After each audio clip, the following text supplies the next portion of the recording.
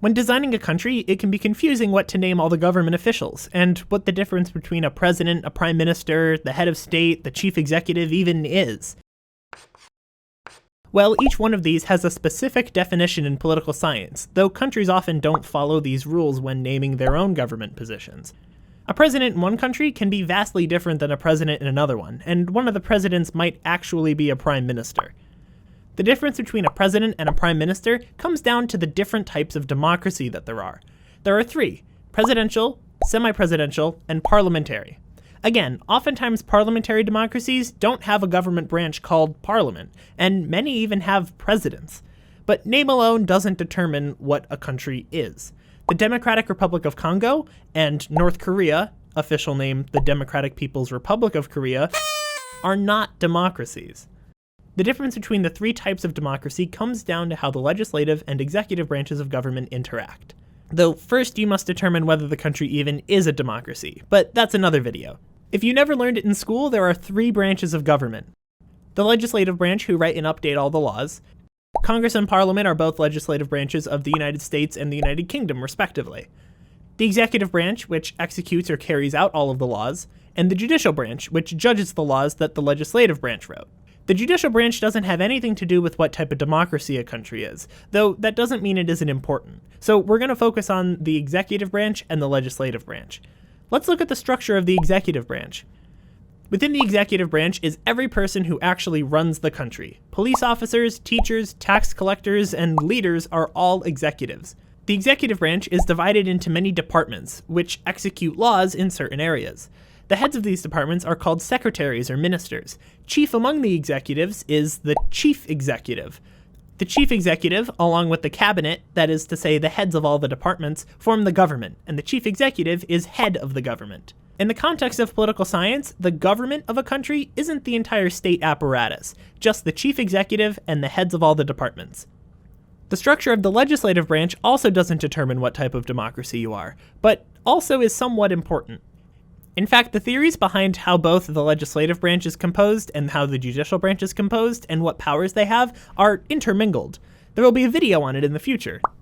The first thing distinguishing the three types of democracy is whether or not the legislative branch has the power to vote out the current government without reason. While it may come as a surprise to many Americans, it's quite common around the world. In many countries, a legislator can wake up on Tuesday morning, decide that they don't like the government, and if a majority of legislators also agree, the government steps down. No questions asked. When the legislature holds a vote to get rid of the government, it's called a vote of no confidence, because the legislature is determining whether the majority of legislators have confidence in the government or not. If this body is not capable of action, I suggest new leadership is needed. I move for a vote of no confidence. If the legislative branch can't make a vote of no confidence, then the democracy is presidential.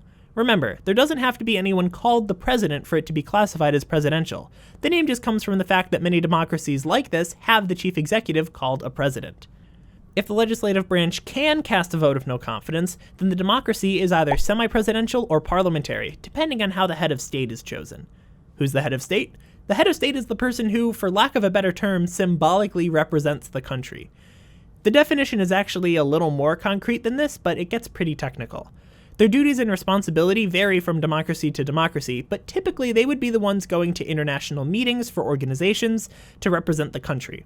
They also have another very important role, but we'll get back to that later. In a semi-presidential democracy, the head of state is chosen directly by the people in an election. In parliamentary democracy, the head of state isn't voted on directly. Either it's a hereditary position, like some leftover monarch that hasn't found the guillotine yet, or they're elected by other people in the government, like members of the legislative branch. Going back to presidential democracies, the head of state and chief executive are the same person. Semi-presidential systems get their name because typically the head of state is called the president, but they need not be. Parliamentary systems get their name from the United Kingdom, whose legislative branch is called Parliament, and is, surprise surprise, a parliamentary democracy. Let's see what type of democracy some countries are. The data for this is available in multiple sources in the description, but to check for yourself, use the rules we just outlined and go to the Constitute project to read the constitution of any country you want. Let's pick the United States. The government can't be removed from office without them having broken some law, so there isn't a vote of no confidence. Easy, it's presidential democracy, and the chief executive is called the president, and the rest of the government is made up of secretaries and is called the cabinet. Now let's go to France. The legislative branch can vote out the government, and the head of state is popularly elected. Semi-presidential. The chief executive is called the Premier Ministre Français, or French Prime Minister, and the cabinet is made up of ministers. What about Germany? The legislative branch can vote out the government, so it's either semi-presidential or parliamentary. The head of state is called the Bundespräsident, federal president, and they're elected. Seems like a solid semi-presidential as well.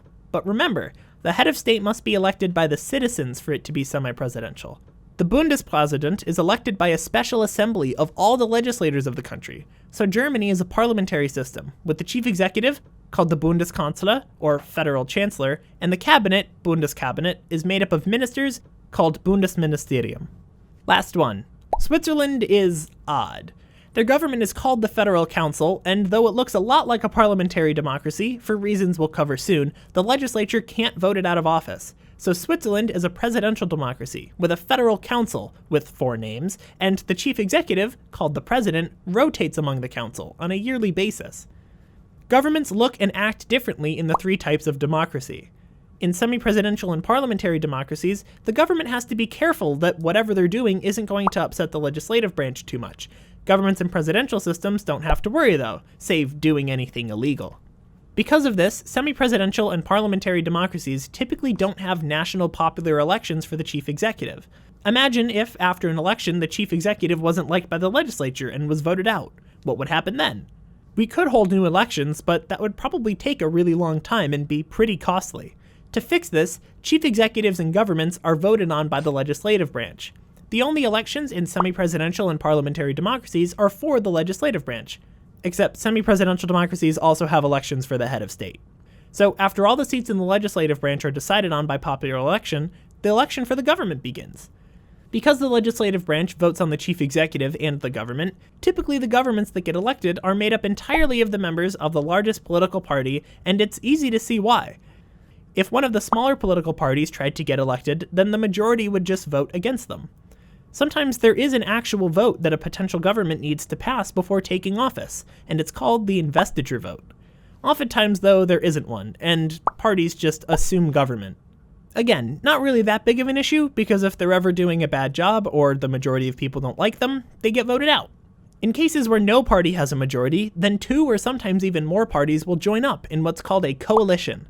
If any one of them made a government, then they would be voted out, because they wouldn't have a majority. But together they make a majority, and will compromise on who gets what cabinet positions and policy outcomes. But in cases where it isn't clear who can make a government, who decides? This is the other responsibility of the head of state we mentioned earlier. The head of state picks the formateur, that is, the person who creates a potential government that the legislature will vote on. Typically the formateur picks themselves to be the chief executive, and typically they're the head of their political party. Also typically, the head of state picks the formateur from the political party with the most seats in the legislative branch. This is just a tradition in many countries, and only 2, Greece and Bulgaria, actually have it written into law that this must be the case. So after all the seats in the legislative branch are decided on, the head of state picks a formateur, typically the head of the largest political party, who picks themselves to be the chief executive, appoints all of their friends to government positions, and if they have to make a coalition, will pick people from other parties to get government positions, and then they will take office, and if they have a majority of support, they won't be voted out. Because any member of a coalition can choose to leave and vote out the government, governments in semi-presidential and parliamentary democracies are not as stable as presidential ones. If governments last for a very short amount of time, then it can become problematic for countries as nothing can get done. To counteract this, some countries which had problems with it in the past chose to add an extra requirement to their vote of no confidence. Weimar Germany had this exact problem, and we all saw how well that turned out. So modern Germany fixed it. To vote out the current government in Germany, the vote of no confidence must also include who will replace the government, a constructive vote of no confidence. This can make governments much more stable, and can even encourage minority governments. Up until now, we've only discussed majority governments, either single-party majorities or coalition majorities, but minority governments, where the party in government doesn't have a majority of seats in the legislative branch, do happen. Typically what happens is that there is a right-wing, left-wing, and centrist party, each of which have roughly the same number of votes and so got roughly the same number of seats. The centrist party can enter government by themselves because the left and right parties won't be able to decide on who should replace them. If the centrist party refuses to form a coalition with either party, then there's nothing anyone can do, and they take office. Constructive votes of confidence make minority governments more likely to survive, but investiture votes make them less likely to happen in the first place. Minority governments are quite common in the Nordic countries and India as well, where a center-leaning party is just always in government. Compared to semi-presidential and parliamentary democracies, presidential democracies can have a harder time trying to pass legislation and actually getting things done. Because the elections for the two branches have nothing to do with each other, presidential democracies have tons of minority governments, even more than any semi-presidential or parliamentary democracy, meaning that there's a lot of disagreement between the two branches on what the country should do.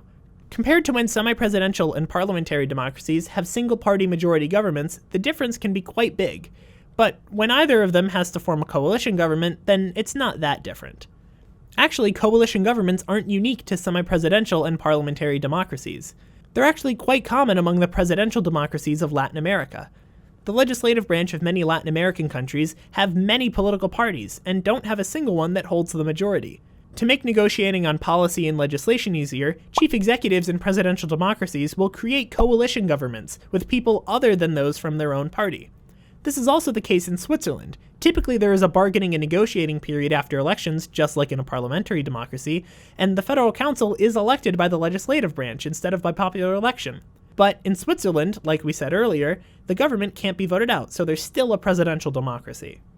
If you want a country where there's a lot of political gridlock, then choose a presidential system and have the government be a minority one, or choose a parliamentary one and have the government be minority.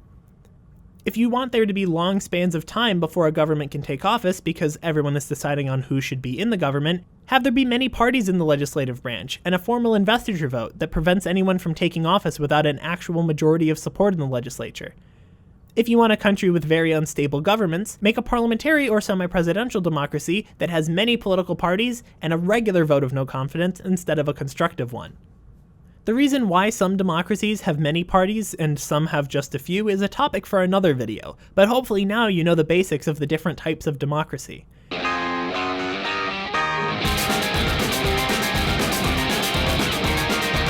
To get negotiating on